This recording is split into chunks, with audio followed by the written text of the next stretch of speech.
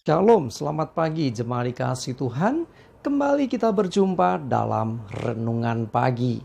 Ya, mari pagi hari ini kembali saya mengajak kita semua untuk merenungkan firman Tuhan. Supaya melalui firman Tuhan, hidup kita akan terus dibangun. Dan kita akan terus semakin bertumbuh, diteguhkan dan dikuatkan dalam iman dan pengharapan.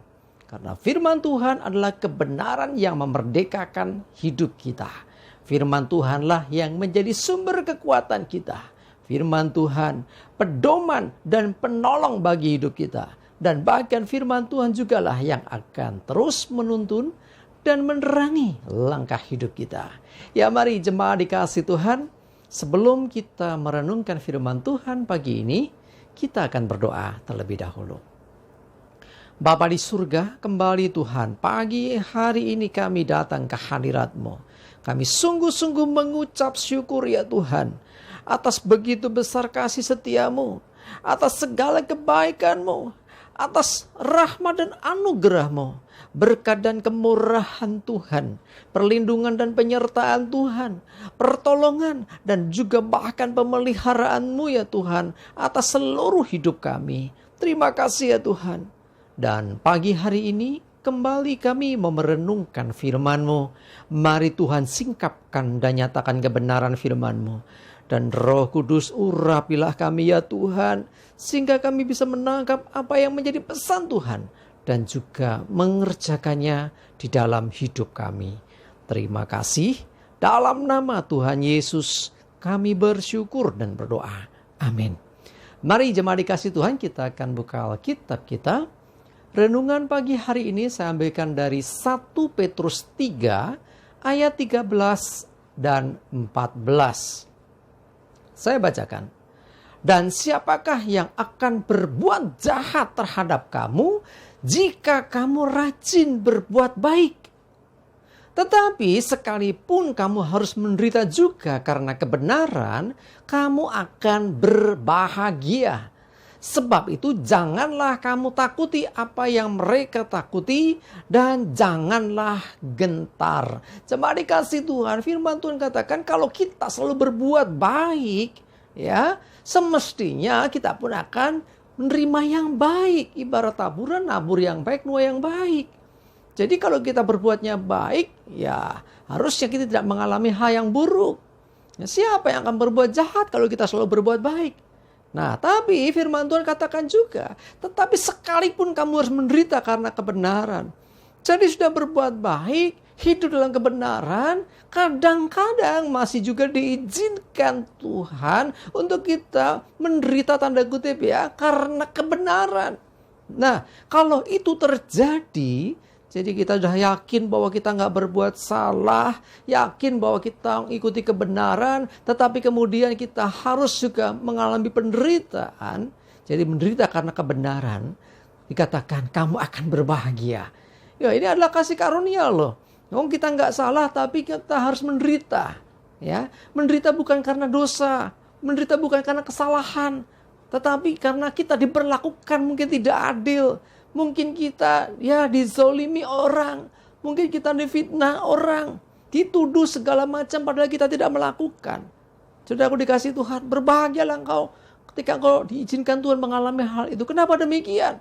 Justru ketika engkau diizinkan Tuhan mengalami sesuatu yang tidak semestinya engkau alami, sesungguhnya itu ujian hati.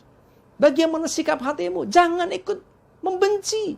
Jangan jadi marah. Jangan akhirnya kita berbalik menyerang. Tetapi belajar untuk mengikuti apa dikatakan firman. Kasih musuhmu. Ya, doakan mereka. Jangan benci. Nah ini loh, kalau engkau melakukan itu, berarti engkau sedang meneladani Tuhan Yesus. Tuhan Yesus pun memberi teladan demikian. Ya, dia nggak berdosa, dia nggak berdosa. Dia tidak bersalah, dia nggak bersalah. Dia bahkan mau menanggung kesalahan kita, dosa kita umat manusia. Sehingga dia menerima hukuman yang semestinya dia tidak harus terima. Nah, kalau Tuhan sudah memberi teladan yang seperti itu, nah seharusnya kita bersyukur kalau diizinkan Tuhan mengalami penderitaan yang tidak seharusnya kita terima. Sekali lagi, Kalau kita menderita karena sesuatu yang bukan kesalahan kita, atau istilah lainnya menderita karena kebenaran, berbahagialah kita. Ya, nah, wah, ya nggak enak. Ya, daging kita akan berontak, tetapi rasakan dalam hatimu. Engkau dituduh melakukan yang engkau tidak lakukan, akan ada damai sejahtera yang luar biasa. Tuhan yang akan beri penghiburan. Tuhan tidak akan membiarkan engkau berlarut-larut terus-menerus seperti itu. Ya, dalam kondisi ya menderita teraniaya bukan karena kesalahan. Pasti Tuhan akan turun tangan. Tuhan pasti akan beri kekuatan. Tuhan juga menghiburkan kita. Ya, Mazmur katakan, bahkan dikatakan begini, tidak kau pandang hina hati yang hancur. Jadi Tuhan tidak memandang hina hati yang hancur. Ketika engkau dizalimi, diperlakukan yang tidak benar, datang sama Tuhan. Katakan isi hatimu kepada Tuhan. Tuhan, aku tidak melakukan ini, tapi dituduh demikian Tuhan. Tetapi jangan terus aku benci dia. Jangan. Berani katakan di hadapan Tuhan. Tuhan, aku mengasihi dia yang membenci aku. Mengasihi dia yang selama ini ya istilahnya menuduh aku. Aku mengasihi dia yang selama ini jahat kepadaku. Nah, kalau engkau melakukan itu, saudaraku, engkau adalah anak-anak Kristus. Engkau adalah anak-anak Allah yang luar biasa. Kenapa? Karena engkau sudah meneladani apa yang Yesus contohkan bagi kita. Mari jemaat dikasih Tuhan. Janganlah engkau takuti menghadapi segala sesuatu yang sebetulnya bukan salah kita, tetapi kita harus menanggungnya. Berbahagialah karena ada kasih karunia Tuhan. Engkau pasti dimampukan. Dan lebih daripada itu, ketika engkau keluar dari masalah itu, engkau berkemenangan. Karena Tuhan melihat hati kita. Saat diperlakukan seperti itu, bagaimana hati kita? Kalau hati kita tetap teduh, hati kita tetap mengampuni, hati kita tetap mengasihi, kita tidak balas membenci, kita tidak balas dengan hal yang jahat, tapi justru kita lakukan yang baik. Sesungguhnya ya ada kasih Tuhan yang luar biasa atas hidup kita. Percayalah bahwa Tuhan pasti akan menolong engkau. Tuhan akan memberikan blessing yang luar biasa, berkat yang luar biasa ketika engkau bisa melewati semua itu.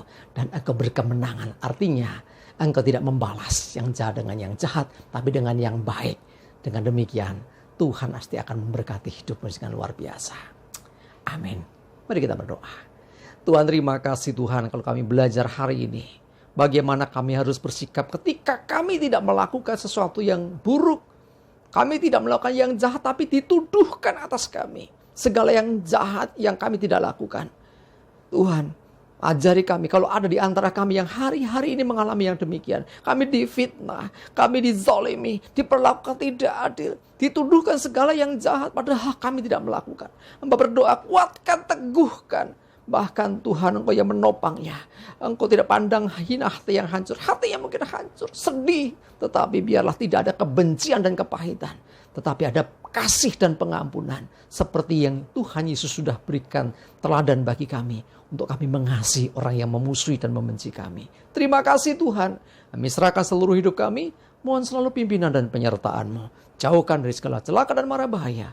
Damai sejahtera, berkat Tuhan menyertai kami semua. Terima kasih, dalam nama Tuhan Yesus kami bersyukur dan berdoa. Amin. Mari jemaat dikasih Tuhan, tetap semangat terus, maju terus dalam iman dan pengharapan. Selamat beraktivitas, Tuhan Yesus memberkati kita semua. Amin.